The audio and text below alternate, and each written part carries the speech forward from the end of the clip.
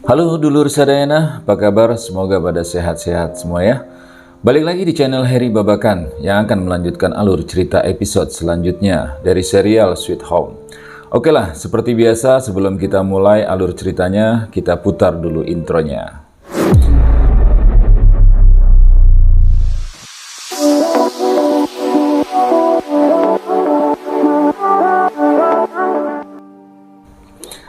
Di video sebelumnya, kita dibuat penasaran dengan apa yang Dusik lihat sampai-sampai membuatnya terkejut. Ternyata itu dikarenakan Dusik melihat Myunsuk yang sudah berubah menjadi monster bayi raksasa yang seperti berada di dalam kantung rahim yang besar. Dan sepertinya scene ini kita mendapatkan sebuah clue bahwa yang menentukan wujud dari perubahan monster itu adalah hasrat manusia yang kuat semasa hidupnya. Penyesalan Myunsuk karena lalai dalam menjaga anaknya lah yang menjadi hasrat terbesar Myunsuk. Dusik yang sedih mengurungkan niatnya untuk membunuh monster Myunsuk karena yakin bahwa monster bayi itu tidak akan membahayakan manusia. Di tempat lain, kita diperlihatkan bahwa sifat egois Eunhyuk makin menjadi-jadi. Ia mulai memanfaatkan Yunsu dengan menempatkannya di bagian berbahaya. Yunsu yang tidak memiliki pilihan lain mau tidak mau menuruti perkataan Eunhyuk agar ia tidak diusir dari tempat ini. Eunhyuk menjelaskan bahwa Yunsu harus menjemput Dusik di lantai atas untuk membuatkan gerbang tambahan di depan karena takut monster bisa menerobos kapan saja. Sebelum berangkat, Eunhyuk mengatakan untuk memprioritaskan Dusik dan meninggalkan anak-anak jika situasinya memburuk. Sang-wook ikut bersama Yunsu karena ada urusan yang harus ia lakukan. Dalam perjalanan ke lantai atas, sisi monster Yunsu muncul saat mendeteksi ada monster di balik ruangan yang mereka lewati. Karena kesal melihat tingkah dari sisi monster Yunsu, Sang-wook pun langsung meninju perut Yunsu dan itu membuat Yunsu kembali sadar. Dan tidak lama, Sang-wook ditarik oleh monster lengan panjang. Yunsu yang melihatnya pun tidak tinggal diam. Ia mencoba menolong Sang-wook, namun ada monster Speed yang datang dan menyerangnya. Beruntungnya, ada kakek An dan Yuri yang langsung menembakkan panah api ke arah monster yang membuat monster Speed itu pergi. Dan sekarang bisa kita ketahui alasan mengapa sepanjang koridor penuh dengan kobaran api. Yunsu terkejut melihat ada banyak orang di dalam ruangan yang ternyata itu ulah monster tangan panjang yang entah bagaimana sudah mati dengan lengan panjangnya yang terputus. Dan di sini kita mendengar kisah monster lengan panjang tadi saat ia masih menjadi manusia. Sama seperti Myunsuk bahwa ia berubah menjadi monster lengan panjang. Karena penyesalannya tidak bisa menyelamatkan putranya membuatnya memiliki hasrat yang besar untuk bisa menggapai dan menyelamatkan putranya dari monster. Kembali ke lantai utama, di mana Yikyung menegur Eunhyuk atas tindakannya yang memanfaatkan Yunsu dan mengatakan bahwa walaupun Yunsu memiliki sisi monster, sebagian dari Yunsu tetaplah seorang manusia. Namun dengan entengnya, Eunhyuk menjelaskan bahwa ia hanya memanfaatkan golden time dari Yunsu sebelum akhirnya Yunsu berubah menjadi monster seutuhnya. Di situasi berbahaya seperti ini, mau tidak mau ia harus memanfaatkan orang yang akan berubah menjadi monster. Ia mengatakan bahwa para penghuni apartemen yang selamat pun bukan memilih Yunsu hanya karena iba, melainkan mereka tahu bahwa siapapun bisa dengan tiba-tiba terinfeksi. Jadi mereka memilih Yunsu tetap tinggal agar saat mereka terinfeksi, mereka tidak diasingkan. Eunhyuk menunjuk kepada Yikyung sebuah artikel yang membahas tentang wabah ini. Eunhyuk berpikir bahwa sepertinya seseorang sudah mengetahui tentang wabah ini sebelum akhirnya menyebar. Dan artikel itu ditulis oleh blog yang bernamakan Kru. Mendengar nama itu membuat Yikyung mengingat saat di mana ia menemukan nama yang sama di dalam iPad tunangannya yang sekarang sudah meninggal. Sekarang Sang-wook dan Yunsu berada di dalam kamar milik kakek An. Di sana Yuri mencoba mengobati luka Sang-wook akibat insiden tadi. Namun Sang-wook menolaknya dengan kasar dan pergi begitu saja. Ternyata alasan Sang-wook ikut ke lantai atas adalah karena ingin ke kamar Yoon-jae dengan kunci kamar Yoon-jae yang berhasil ia ambil tanpa sepengetahuan Yoon-jae. Di dalam kamar itu tersimpan banyak foto-foto anak-anak yang disiksa dan ia menemukan foto gadis kecil yang ia cari selama ini. Ternyata maksud dan tujuan Sang-wook ke kamar itu adalah untuk mencari bukti pembunuhan seorang anak. Karena seorang bapak pernah meminta bantuannya. Bapak itu mendapat perlakuan tidak adil dari hukum. Pasalnya pelaku pembunuh anaknya dibebaskan dengan alasan tidak ada bukti. Mendengar alasan si bapak, mengingatkan Sang-wook dengan masa lalunya bahwa dulu pelaku yang membakar rumahnya tidak dihukum dengan setimpal. Sekarang kita mengetahui jawaban mengapa Sang-wook terus menyiksa Yoon-jae, si psikopat gelo itu. Dengan amarah yang sudah diubun-ubun, ia kembali turun ke lantai utama. Sedangkan Yoon-soo, kakek An dan Yuri pergi ke kamar Dusik untuk menjemput mereka. Dan saat Yoon-soo menanyakan keberadaan Myung-suk, ia terkejut bahwa Myung-suk telah berubah menjadi monster seutuhnya. Di sisi lain, Yi-kyung sedang merenung melihat alat tespek yang menunjukkan bahwa sekarang ia sedang mengandung. Bukannya senang, wajah Yi-kyung malah terlihat sedih karena ia takut akan kemungkinan yang akan terjadi nanti. Di tempat isolasi, Yoon-jae baru menyadari bahwa kunci kamarnya telah diambil Sang-wook. Segera ia menyayat telapak tangannya lalu menunjukkan kepada semua orang bahwa luka sayatannya tidak tertutup kembali, yang berarti ia tidak terinfeksi. Orang-orang itu melepaskan Yoon-jae dengan terheran-heran melihat Yoon-jae yang begitu gelisah dan segera mengambil palu yang ia simpan di toilet.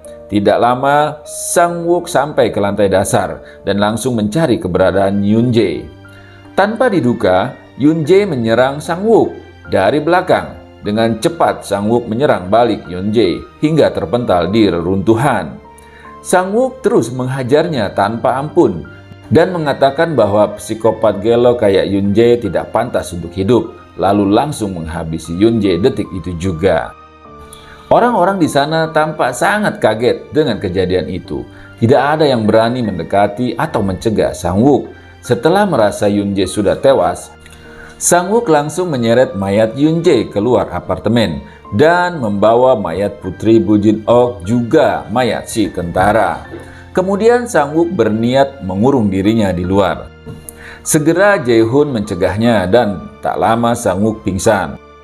Mayat putri dari Jin-ok dan mayat tentara pun segera dikubur di dalam apartemen. Itu membuat perasaan Bu Jin-ok membaik. Bu Jin-ok tidak lagi bersedih. Ia mulai mengurus kakak beradik Kim Soo-young dan Kim Young-soo. Sang-wook yang baru sadar bertemu dengan Bu Jin-ok, ia berterima kasih karena telah membawa jasad putrinya kembali. Saat ingin memberikan kalung miliknya, Sang-wook malah mengabaikannya dan pergi. Sang-wook mengunjungi area pemakaman dan ikut menguburkan kunci kamar Yoon-jae dan membakar uang juga foto anak gadis yang disiksa Yoon-jae. Ternyata uang itu ialah imbalan si bapak yang meminta bantuannya. Ia merasa tak pantas menerima imbalan yang misinya gagal ia jalani. Para penghuni apartemen tengah sibuk melakukan simulasi untuk persiapan kalau-kalau ada monster yang berhasil masuk ke dalam apartemen. Aduh, abdi kira teh si Jisoo beneran terinfeksi. Selesai simulasi, Yi-kyung terpikirkan satu hal, ia ingin ke suatu tempat. Melihat Yi-kyung ingin pergi keluar apartemen, Eun-yuk hanya bisa membiarkannya dan malah mempersilahkannya pergi. Yi-kyung langsung pergi meminjam motor milik kakek An. Nampaknya Eun-yuk masih terus memanfaatkan golden time Yoon-soo. Malah sekarang Yoon-soo menjadi pesuruh para penghuni apartemen lainnya untuk mengambil barang-barang yang bahkan tidak penting. Sementara itu, Eun-yuk yang selama ini berperan sebagai pemimpin kelompok mencoba lebih mengatur semua dengan rapi.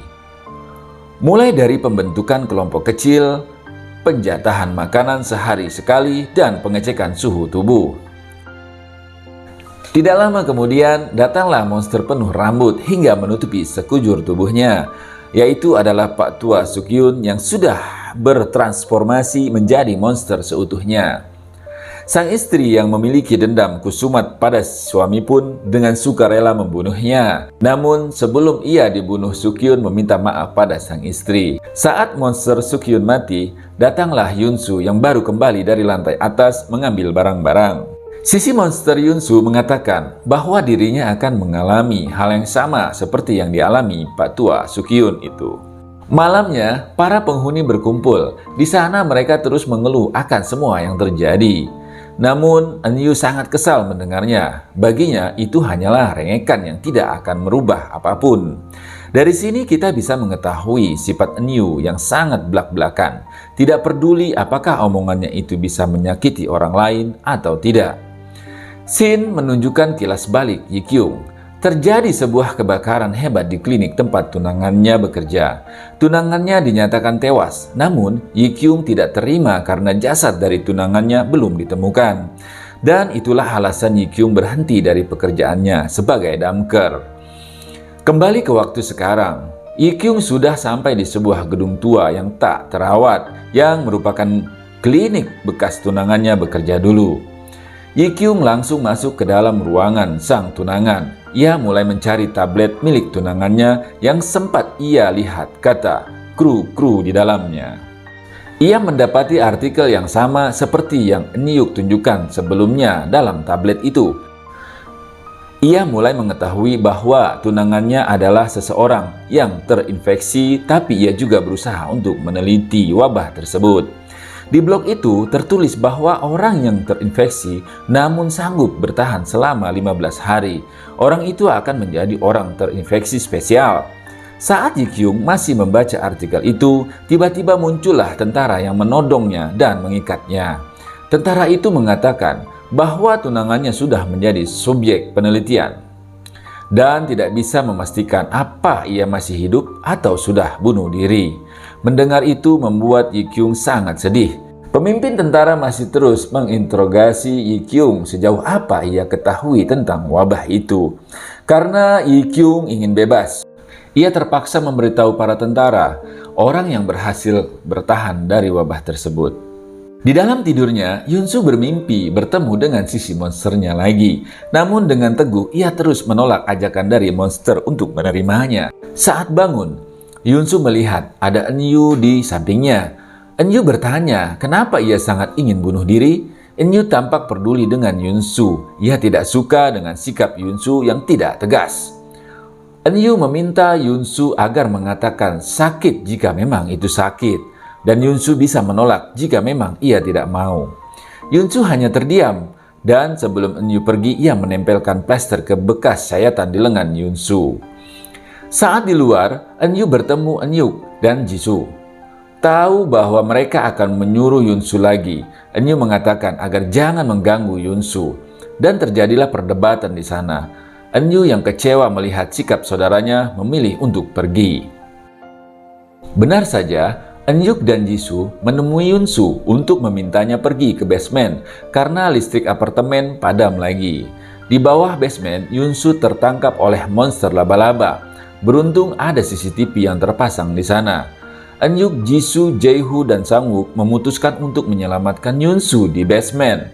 Dan akhirnya bisa membawa Yunsu kembali. Namun sialnya, saat para tokoh utama sedang berada di basement, monster laba-laba itu malah naik ke lantai utama dan mengejar Suyung. Nah loh, gimana tuh nasib Suyung dan orang-orang yang berada di lantai utama? Duh, makin seru kan? Dan bikin penasaran tentunya. Bakal kita ketahui jawabannya di episode selanjutnya. Jadi jangan lupa klik like, komen, dan subscribe-nya ya. Biar Heri Babakan bisa cepet update video selanjutnya. Hatur nuhun.